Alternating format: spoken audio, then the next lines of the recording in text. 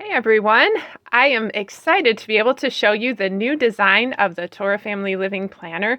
This is for the 2026-2027 year, and it was inspired by the song My Lighthouse. You can find that on YouTube. I'll put a link to the song. That was a big inspiration for the design for this year. So let's go ahead and take a peek inside the new Torah Family Living Planner design. And as you can see, it definitely has lots of lighthouses. So when you go inside, you've got the priestly blessing. You've got a verse here, a place to put your name and address in case you lose it. And then in this beginning section, there's some spiritual things. There's the daily prayers, the Amidah. And I have a whole video series on these and the scriptural foundation for them that I'll link to if you'd like to explore that further. There's lots of pages for prayer requests here right in the front of your planner. Then we move into some goal pages. My family's vision. How can I better serve Yah this year? How can I better serve my family? Just a place to kind of pray and ask Yah for some direction on where you want to go. And then how can I improve myself this year? Things that you want to work on. I think it's a good idea to kind of take some time to journal these things out, pray about them, and write them down in your planner. And then the first section we go into after that intro section is the monthly plan. And let's go ahead and turn the page here. Okay, so this is just one of the months. Each planner covers 12 months. This is a dated version. I do have an undated one if you'd like to be able to start it when you get it and fill it in yourself. There is an undated version. The dated one over in the Shabbat column, and it actually says Shabbat, it has the Torah portion for each week right there. And on the days, it's day 1, Sunday, day 2, Monday. So we can start learning just how the Hebrew way of counting the days. They just use the numbers and then Shabbat. There's a place for the bills for that month, must-do tasks for the month. So that is the monthly section. Next, we'll come into the weekly. And what I do in my planner is I put appointments, feast days, that type of thing in the monthly. And then the weekly is my more detailed plan. Now, the weekly is undated. And what I do is like Friday or Sunday, I'll put in the date up here, week of.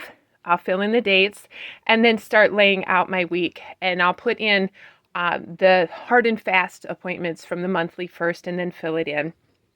And what I like to do is put my menu right here on the bottom. You've got a place here for habit tracking, a place for I'm grateful for, and then Shabbat is down here in a special spot in the corner. So this is your work week, your 6 days, and then Shabbat down here. So that's the weekly layout. And then after that, we go into, and there are 52 weeks in this section because this is an annual planner. We go into feast days. And the reason I have this is because if you're not planning for them, it's hard to make them happen. On the back of the planner, I actually say, this is like my tagline, if you want to keep Torah, you have to plan for it. That's the thought behind this planner. And the feast day section has a 2-page spread for each feast day. Up here in the front are just some tips on using these planning pages. These are the halal dates laid out for you if you are, and that's for, I think, 18 months I've got laid out here in the dates. But there are stickers. There are stickers so that you can put them in the monthly where you are keeping them. These stickers here are the 50 stickers for counting the Omer. So let's go ahead and look at one of the 2-page spreads. This one is for Passover. So on the left, you have some ideas for celebrating, for making it special. Here's a bunch of scripture passages you may want to read as part of your celebration. And then over here on the right is some blank space. Here's a place for your plans, for the menu, for activities and crafts you may want to do, some teachings and scripture. Maybe you came across a YouTube video or something that you want to make sure you watch. You can write those things down here. And there's a 2-page spread for each feast day, including, here's an idea of ideas for setting Shabbat apart this year, because that is one of the feasts. It's our weekly feast. And then there is also Hanukkah and Purim. Not commanded feasts, but they're lovely ways to remember some of the history of how Yah has taken care of his people.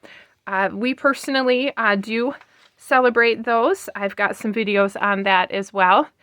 So those are in there. And then the next section, which is one of my favorites, is notes. And this is split between just lined pages like this. And then if you go further back, you have grid pages, which can be used in pretty creative ways, from laying out chores to planning your garden. It's so you've got the lined and then the grid pages in the notes section. So I've tried to make the planner so that it's very open-ended. You can decide how you want to use it. I know even from week to week, I may vary how I lay things out. So that is the basic planner. And it also, I don't think I mentioned, in the monthly, there is I think you can see it there, a plastic clip-in bookmark that you can move. And then there's also one in the weekly section. And it has a pen loop in the back here. So that is your basic Torah Family Living planner. But if you have other features you'd like to add, there are some optional sections, and I have a few here that I'd like to show you. I don't have all of them printed at the moment, but I can show you 3 of them. So let me move that out of the way. And this one has the optional home and budget section. Okay, so this has a few different features in it. Each month has a finance section that's 4 pages. It has a place for your income, savings and charity, a place for your bills, and then expense trackers. So that's each month has those 4 pages. And of course, there's 12 of those together. And then after that, you'll find a few pages for savings goals. And this might even be something like, oh, I'm going to save up because we're going to go to a Sukkot away, and that's going to cost some money. You can use these trackers for that. There's also some debt repayment pages if you're working on paying off some debt. You can use these trackers here. And then at the back of this section, there is a chore chart, I guess you could call it. And these are designed that all of your chores for a month are on the chart. The way it works is you put your daily tasks here, and then you've got week 1, 2, 3, and 4. Each of them has 6 boxes because we get to take Shabbat off. So you can just put a check mark as you finish each task going across.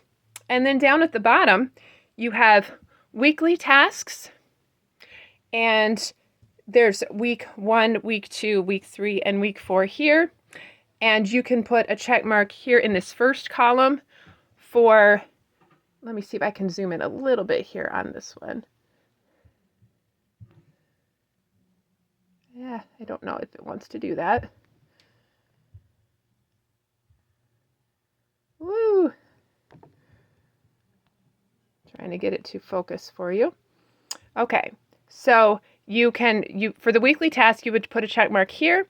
And if you have things that are only done once or twice a month, you would write them here in the week you want to do it, and then check it in the box after that task. So this is a way that you can keep track of an entire month's worth of chores in just a simple 2-page spread.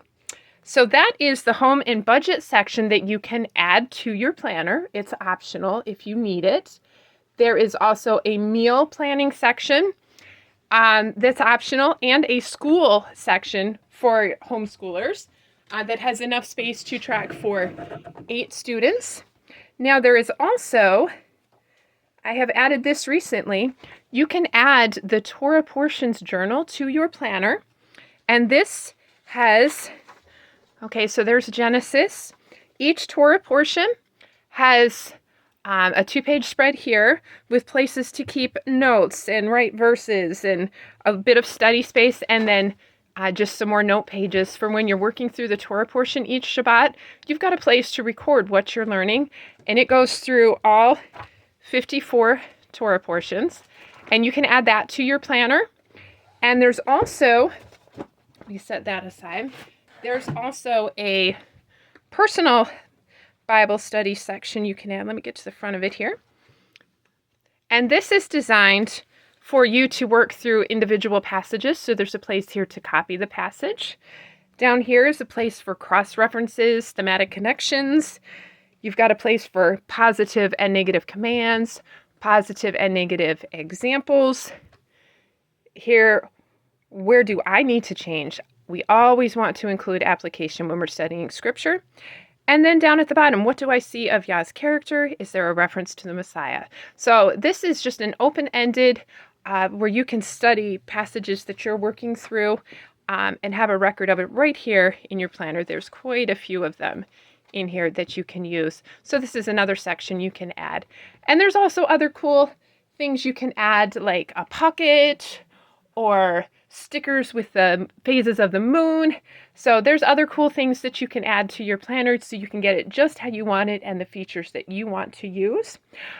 So again, this is the Torah Family Living Planner. This is the new design for 2026 and 27.